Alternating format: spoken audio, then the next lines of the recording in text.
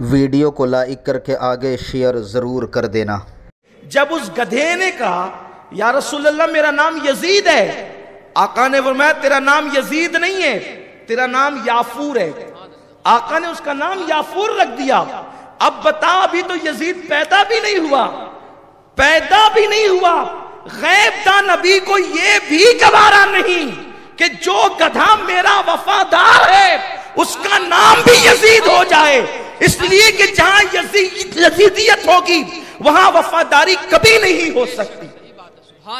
یہ آقا کریم صلی اللہ علیہ وسلم نے ذہن دیا، مزاج عطا فرمایا ہے، حضور نے گدھے کا نام بھی بدل دیا۔ لیکن مولا حسین اس امتحان گاہ میں قدم رکھنے والی شخصیت کا نام ہے کہ امتحانات کی جتنی قسمیں ہو سکتی تھی اللہ تعالیٰ نے سارے امتحان لی۔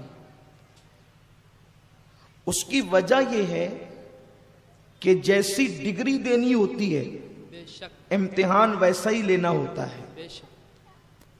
کے جی کے بچوں کا امتحان آئی ایس کے امتحان کی طرح تھوڑی ہوتا ہے، لیکن جسے آئی ایس آفیسر بنایا جاتا ہے پھر اس کا امتحان کا انداز بھی جدا ہوتا ہے۔ تو آئی ایس کی ڈگری کیا حیثیت رکھتی ہے اس ڈگری کے مقابلے میں جسے جنتی جوانوں کا سردار بنانا تھا۔ سبحان اللہ، سبحان اللہ۔ لوگ یہ تانا نہ دے کہ حضور علیہ السلام کا نواسہ پیدا ہو کر ہی جنتی جوانوں کا سردار بن گیا، بلکہ کربلا میں لا کر کے دکھایا گیا، ذرا امتحان بھی دیکھ لو۔ اور امتحان تو اس لیے لیا جاتا ہے کہ معلوم نہیں ہوتا کہ ہمارے شاگرد میں صلاحیت کیا ہے، لیکن کبھی کبھی امتحان اس لیے لیا جاتا ہے کہ ہمیں تو پتہ ہے کہ ہمارے شاگرد میں صلاحیت کتنی ہے، لیکن دوسروں کو بتانا ہوتا ہے کہ ہم جسے ڈگری دے رہے ہیں اس کا مرتبہ کیا، اس کا مقام کیا ہے۔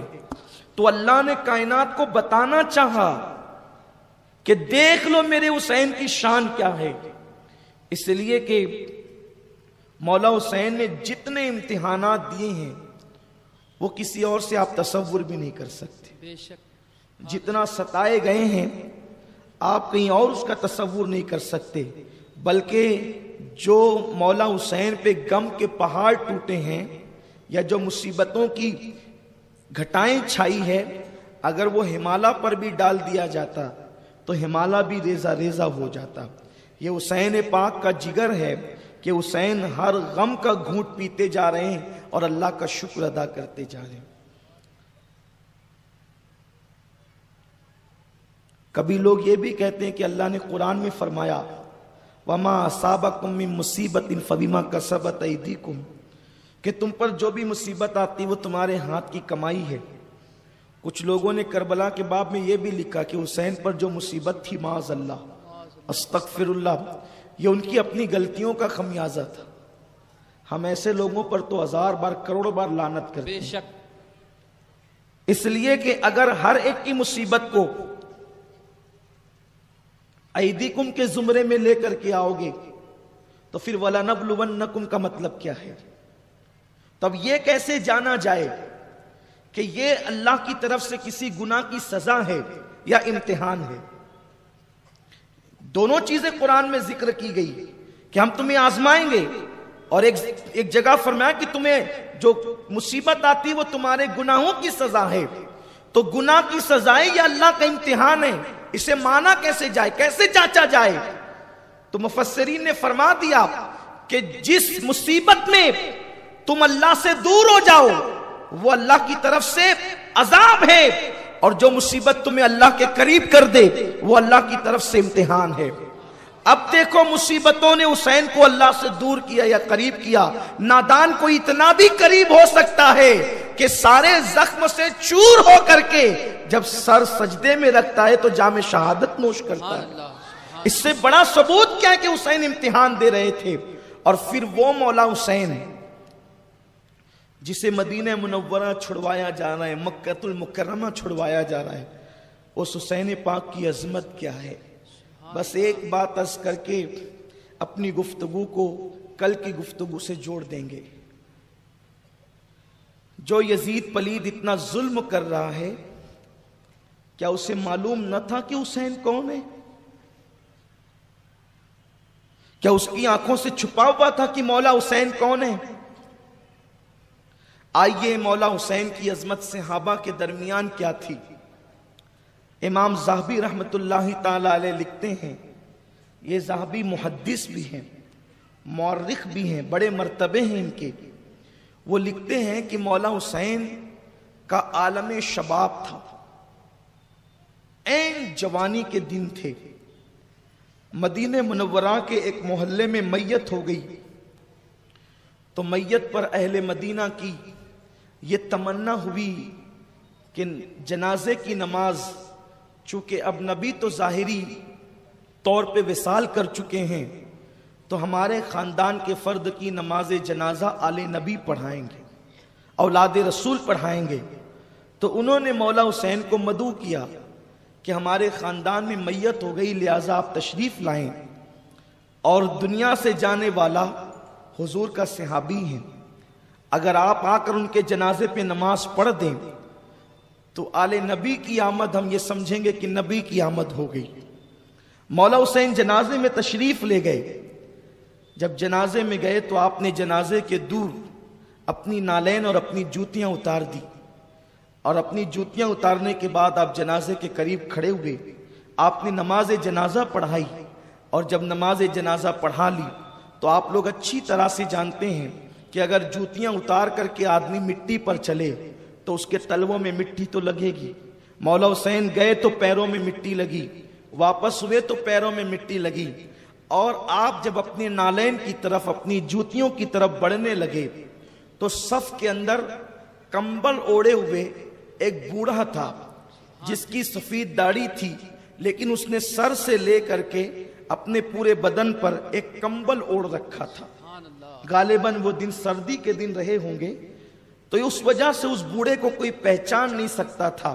مولا حسین جنازہ پڑھا کر تیزی سے اپنے نالین کی طرف بڑھے تو وہ پیچھے جو بوڑھا کھڑا تھا نماز جنازہ، جس نے مولا حسین کے پیچھے پڑی تھی، تو وہ اپنی پوری طاقت بڑھاپے کی یکجا کرتا ہے اور مولا حسین کے پیچھے سے دوڑ کر کے آتا ہے اور ان کے آگے چلا جاتا ہے، اور آگے جانے کے بعد مولا حسین کی جوتیاں سیدھی کرتا ہے، نالین سیدھی کرتا ہے، اپنی سفید داڑھی کی پرواہ کیے بغیر، اپنی عمر کی پرواہ کیے بغیر ایک جوان کی جوتیاں سیدھی کرتا ہے، اور سیدھی کرنے کے بعد کیا دیکھا کہ مولا حسین کے تلووں میں مٹی لگی ہے، تو اس نے اپنے امامے کا شملہ لیا۔ امامے کا یہ حصہ شملہ کہلاتا ہے، جسے لوگ شملہ بھی کہتے ہیں۔ شملہ لیا اور مولا حسین کے پیروں کو اٹھا کر تلوے کی مٹی اپنے امامے کے شملے سے صاف کرنی شروع کی۔ لوگ حیران تھے، آخر یہ مقدس بوڑھا کون ہے کہ جو اپنی امامے کے شملے سے شہزادہ رسول حسین ابن علی کے تلووں کی مٹی کو صاف کرتا ہے۔ جب لوگوں نے رشک بھری نگاہوں سے اس بوڑھے کے چہرے کی طرف جھانکا تو وہ کوئی معمولی بوڑھا نہیں تھا، وہ حضرت ابو ہریرہ تھے جو اپنے امامے سے حسین کے تلووں کی مٹی کو صاف کر رہے تھے۔ یہ مولا حسین کی شان ہے، یہ مقام ہے مولا حسین کا۔ یزید پلید کی حیثیت کیا ہے؟ جنہوں نے رسول اللہ سے براہ راست علم حاصل کیا، جو صحابیت کے درجے پہ فائز تھے، وہ امامہ کے شملے کی پرواہ کی، وہ جانتے تھے یہ ہمارا تاج ہے، یہ فرشتوں کا تاج ہے، لیکن یہ تو حسین کا تلوہ ہے۔ اس لیے کہ صفائی کے لیے وہ کپڑا استعمال کیا جاتا ہے جو چیز صاف کی جاتی ہے، اس کے مقام اور مرتبے کو سامنے رکھ کر کپڑے کا استعمال کیا جاتا ہے۔ ارے رستے کا کپڑا اٹھا کر کے کوئی اپنی بائک صاف کر لیتا ہے، لیکن اللہ اکبر، لوگ آئینہ صاف کرنے کے لیے کپڑوں کا استعمال نہیں کرتے، لوگ تو اس کے لیے اچھے سے پیپر کا استعمال کرتے ہیں۔ इसी तरीके से अगर ज़ेवरात की सफाई हो, हीरे की सफाई हो, अंदाज बदलता चला जाता है। अबू हुरैरा के इश्क को करोड़ों सलाम हो कि अपने अमामे के शमले से इमाम हुसैन के तलवों की मिट्टी साफ की। कहाँ है वो बदबख्त जो ये कहते हैं कि सहाबे किराम ने अहले बैत का हक गस्ब किया, अहले बैत को अज़ियतें पहुंचाई। नादान, तू तो आज सीना पीट करके उन्हें बदनाम कर रहा है, लेकिन ये वो सहाबा हैं जिन्होंने अपने अमामे के शिमले भी कदम हुसैन में रखे हैं, हुसैन पाक के साथ मोहब्बत की है, इश्क किया है, प्यार किया है। मेरे आका सल्लल्लाहु अलैहि वसल्लम के दीवानों, यहां से पता चला सहाबा कितना एहतराम करते थे। इल्म इतना अबू हुरैरा के पास, तकवा इतना अबू हुरैरा के पास। सबसे ज्यादा रिवायतें हजरत अबू हुरैरा की मिलती हैं हमें, लेकिन किस तरह उन्होंने एहतराम करके बताया कि मौला हुसैन का इतना एहतराम करते हैं तो हुसैन के नाना का कितना एहतराम करते होंगे, आकाए करीम से कितनी मोहब्बत करते होंगे। वो हुसैन पाक है जिनको सहाबा किराम ने इस शान से खिराज पेश किया, झुक झुक करके सलाम किया। लेकिन अल्लाह की आजमाइश, अल्लाह की तरफ से इम्तिहान कि अल्लाह तबारक व तआला ने मौला हुसैन को आजमाया ताकि दुनिया देख ले कि मेरे हुसैन की अजमतें क्या है। मौला हुसैन यजीद के हाथ में हाथ नहीं देते, उसकी बयात नहीं करते, उसके लिए आप मदीनतुल रसूल छोड़ देते हैं। मक्के वालों को पता चला कि मौला हुसैन मदीना शरीफ छोड़कर मक्कतुल मुकर्रमा तशरीफ ला रहे हैं, तो मक्के में एक खुशी का समा बंध गया, इसलिए कि आकाए करीम सल्लल्लाहु अलैहि वसल्लम ने जब मक्के से हिजरत की थी तो मदीने में समा था खुशियों का। अब वारिसे रसूल, वारिसे पैगंबर, इस वक्त रुए जमीन पर जो मौला हुसैन का जाहिरी दौर है, मौला हुसैन से अफजल रुए जमीन पर कोई नहीं था, क्योंकि वो तने तन्हा नवासे रसूल थे। जब वो मक्कतुल मुकर्रमा आने वाले थे तो खुशियों का एक समा बन गया। अहले मक्का ने बाहर निकलकर उनका इस्तकबाल किया और उसके बाद हरम का मुसल्ला ये कहकर मौला हुसैन को सौंप दिया, जिसकी अमानत है अब वो संभाल ले। मौला हुसैन नमाजें पढ़ाते। इत्तेफाक की बात ये कि जब मौला हुसैन मक्कतुल मुकर्रमा पहुंचे, लोग हज की तैयारियों की शुरुआत कर रहे थे, क्योंकि आज की तरह ऐसा नहीं होता था कि लोग जिलकादा में पहुंच रहे हैं, जिलहज्जा में पहुंच रहे हैं। उस दौर में लोग बहुत पहले से हज के लिए अपने घरों से निकलते थे। वहां एक अजीब सा समा बंधा हुआ है, मक्के वाले खुश हैं। लेकिन जब मौला हुसैन मक्कतुल मुकर्रमा में आए तो हजरत इब्ने अब्बास कहते हैं, हुसैन अब तुम्हें मक्कतुल मुकर्रमा में ही रहना है, यहां से तुम कहीं ना जाओ, इंतजार करो अल्लाह तबारक व तआला की मर्जी क्या है। मौला हुसैन ने भी यही फरमाया कि मेरी तबीयत यही है कि अब मैं मक्कतुल मुकर्रमा में ही रहूंगा, न मैं किसी को अपनी बैअत की तरफ दावत दूंगा और न मैं कोई कदम उठाऊंगा, इसलिए कि हजरत अमीर माविया का विसाल हो चुका है और यजीद पलीद उनकी जगह पर खुद साख्ता बादशाह बन बैठा है। ये बात पिछली नशिस्तों में गुजर चुकी कि यजीद कितना बदतरीन इंसान था। बस यजीद के बदतरीन होने के लिए एक ही हदीस काफ़ी है।